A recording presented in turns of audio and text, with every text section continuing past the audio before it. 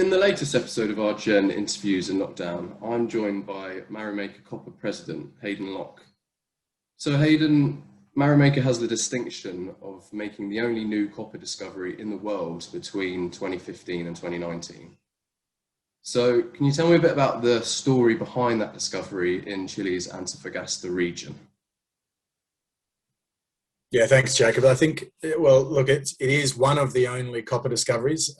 We're not 100% sure that it is the only one, but we're certainly one of only a handful globally.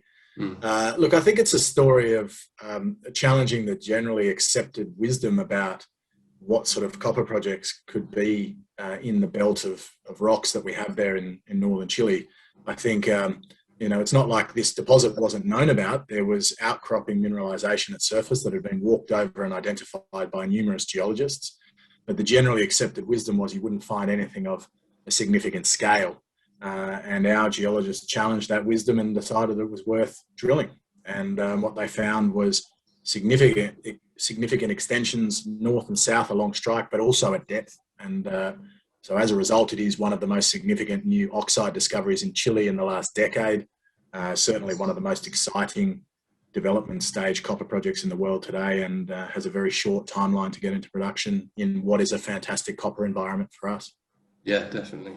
And in terms of being an oxide discovery, how is that maybe different from some of the previous discoveries in the region, and why is that important? Well, oxide typically is the top of a deposit, where the deposit has oxidized, hence being called an oxide deposit. It's not like all of these big deposits didn't have an oxide cap sitting on the surface. They mostly did. But what we're finding is as the easily mined portions of these deposits, i.e. the oxides, which are at surface, are being mined out, new discoveries are getting deeper, more into the sulfide zones. And that has numerous knock-on impacts on operability, execution risk, scale of projects, and really operating costs of those projects. So it is quite a unique project, all oxide at surface, low strip ratio, open pit, very, very low capex relative to most of the new copper development stories in the world. And so we're excited to have that project in our control. And before we get onto the details of the recent PEA, just on the location, how will its location, close to that beating heart of Chile's mining industry, really help drive value for the project? Yeah, well, location is a huge part of our story, and I say it quite regularly. In the mining industry, and I cut my teeth mostly developing projects in the African mining regions, where infrastructure is quite poor and locations are generally quite remote. And location speaks a lot to execution risk and capital cost. So if you're in a very good location, you will logically have lower execution risk because you've got access to infrastructure, you've got access to highly skilled workforce. Because of those locational advantages, you have knock-on capex advantages as well.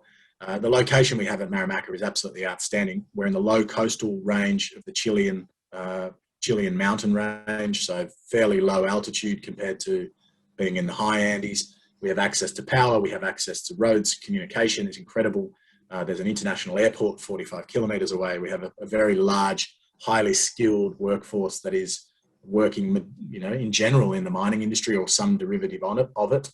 And so all of that adds up to much lower execution risk, but also much lower capital costs for the overall project. So it is a huge benefit for us and one that we're very happy with. Probably the biggest locational advantage that we have is our access to water. And water being a key input in the copper mining process.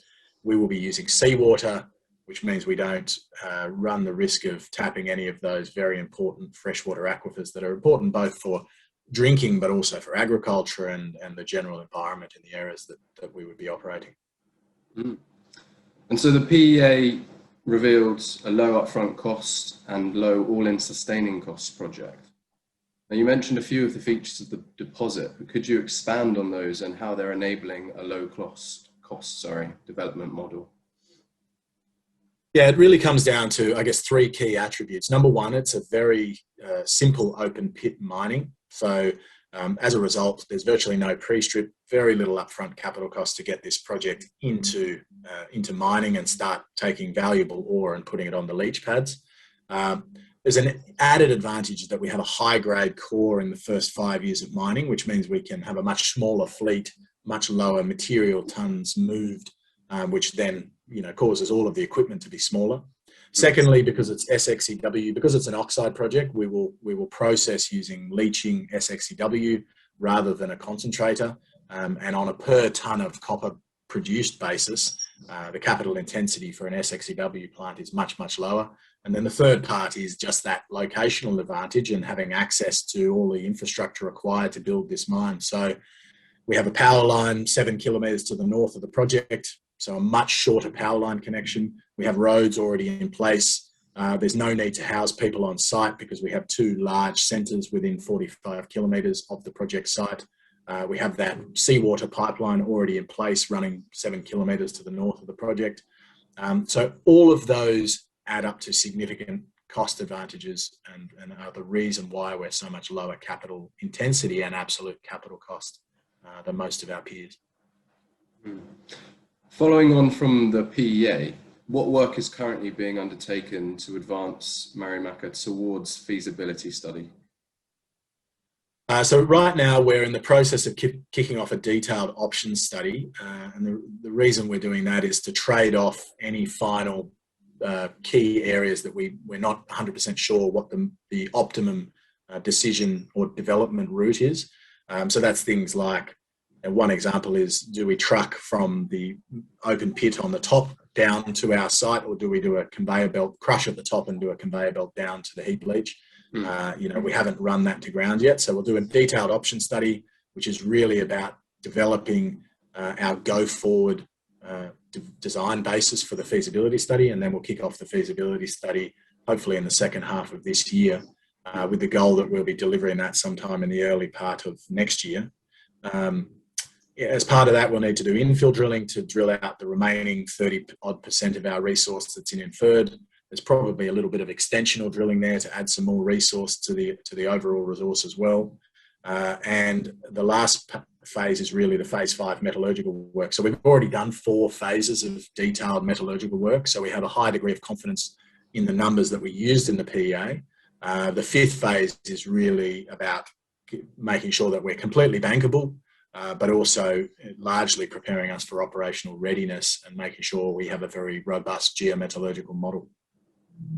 And in addition, the company is also planning a dual track exploration strategy. So starting off with near mine exploration, can you tell me a bit more about your plans there? Yeah, the Marimaca deposit is not closed off, so we see potential to add oxide resources. In fact, we've got fairly good visibility on at least a couple of years of oxide resource in and around Marimaca. I think the big portion of the near mine exploration that we're focused on is really what happens at depth. So going back to the earlier comment that this is an oxide, the oxide has to have been fed by a system at depth, a sulfide system at depth somewhere. And so we're looking at whether or not there is an economic extension of that sulfide ore body below the Marimaca oxide deposit. So we are currently on site drilling deeper drill holes right now, testing the depth extent, trying to get an understanding of what's going on in that all-important feeder zone at depth. And what you see in a lot of projects in this part of the world is an oxide cap of 100 million or so tons, and then a significant depth extension in the sulfide zone. Now, we're not sure that we're going to have that, but the current drilling program is to really test that and understand just how big Marimaca is as a standalone project. The second phase is really then we start to look for repetitions of Marimaca in the surrounding area. So going back to my earlier comment about us challenging the generally accepted wisdom here, because nobody believed that you could find a deposit of the scale of Marimaca in these rock units, in this geological package that we have, it meant that no exploration has really ever been done. So people have been walking over this ground and thinking it's not really prospective for anything of great scale. And we've proven that wrong with Marimaca, and so we believe we now have a good recipe, as I call it, but really a good exploration geological model to go out and try and target repetitions of Marimaca style mineralization and hopefully add significant oxide tons close to our current project, but also find potentially some larger sulfide deposits at depth as well with our ongoing exploration plan. So really we'll go straight from the sulfide at Marimaca exploration, and then we'll start moving out to testing these 4 or 5 targets that we've developed over the past 12 months. And we should have a fairly good idea of whether there's something there by the end of the first half of 2021. And so on those district targets that you mentioned, what kind of geological tools are you going to be using to go out and test those? Well, so to test the targets, we'll be drilling, but in terms of identifying and delineating targets for us to go and drill, it's really been a mixture of geophysics and then on-ground mapping, reconnaissance work, geochemical analysis, soil sampling, things like that, to really start to bring together a picture. But, you know, as we always say in exploration, you won't really know until you go out and drill these targets. And I think what you're finding these days is a lot of targets are becoming, you know, there's less outcrop at surface, there's less obvious reasons at surface for you to go and drill a target. And so we're creating those targets using a multitude of methods. In our case, it's been a pretty strong focus, firstly on magnetism. This is an IOCG belt with a strong preponderance of magnetite. And so we believe that a magnetic response is a good way for us to start targeting, you know, areas to look for potential repetitions. Also structure, regional structure, so around several regional structures that are prevalent across 10, 15, 20 kilometres of strike in our land package. And then we use that to focus in our areas as to where we'll do ground exploration work, which is really the mapping, reconnaissance, and then the geochemical sampling that delivers us targets for follow-up drilling. Finally, Hayden, can you summarise just how important the progression of the Marimaca Copper Project is to the global economy and, you know, those hopes that are pinned on a green industrial revolution going forward? Well, I don't think the Marimaca project in terms of global scale is not going to be all that important, but I think the fact that it's in copper, and we all know, or at least we should know, that copper is going to become one of the most important commodities globally as we start to try and transition to a decarbonised economy. You know, the more electrification we have in the economy, the more copper needs to be used. And it's often overlooked that there have not been that many copper discoveries made in the last 10 years. And so really, where is this copper going to come from to satiate that demand that is going to come as the economy shifts? You know, we're seeing a really strong structural shift occurring now. It's been in the pipeline for a while.